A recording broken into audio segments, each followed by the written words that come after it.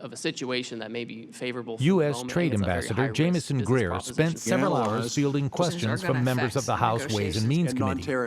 Much of the discussion focused on tariffs. Keep you out of our markets. So with the president going to China, what do you think? What's the agenda? How can we protect U.S. markets?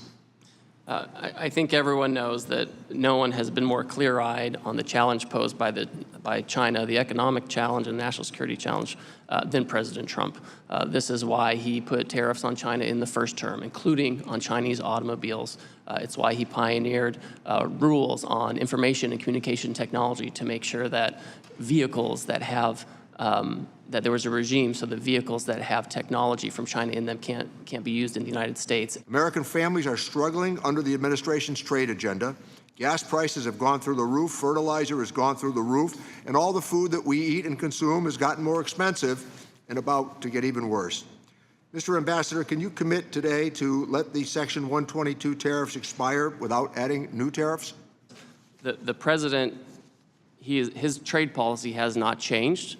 He's not going to go back to the old situation where we had no tariffs and we just let foreign goods made by foreign workers come in without any fee to the detriment of domestic workers. I know that Democrat attorneys general and Democrats here, they want to have that system. They want to have a system where there's no tariffs and all this stuff just comes in. But we're not going to have that, so the president will continue to have tariffs using appropriate legal tools. Farm economy is in a very, very bad place, including with the rise in fertilizer prices. What more is the administration considering when it comes to addressing concerns faced by our farmers and ranchers? And is the administration still considering utilizing tariff revenue to provide targeted support for American agriculture? So we are very aware of the input cost issue, and fertilizer prices skyrocketed under the Biden administration. But they still haven't come down enough in our view, and I think we probably all share that view.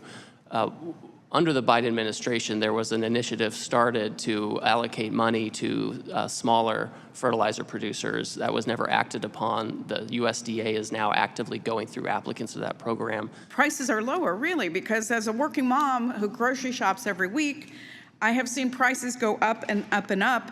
And you can try to spin it any way you want, but I think consumers unanimously agree that President Trump has failed on his promise to bring down costs. They were forced to pay more than $165 billion for Trump's illegal tariffs that the court struck down. Do you think the American people who have been paying higher prices because of these illegal tariffs deserve to be paid back too?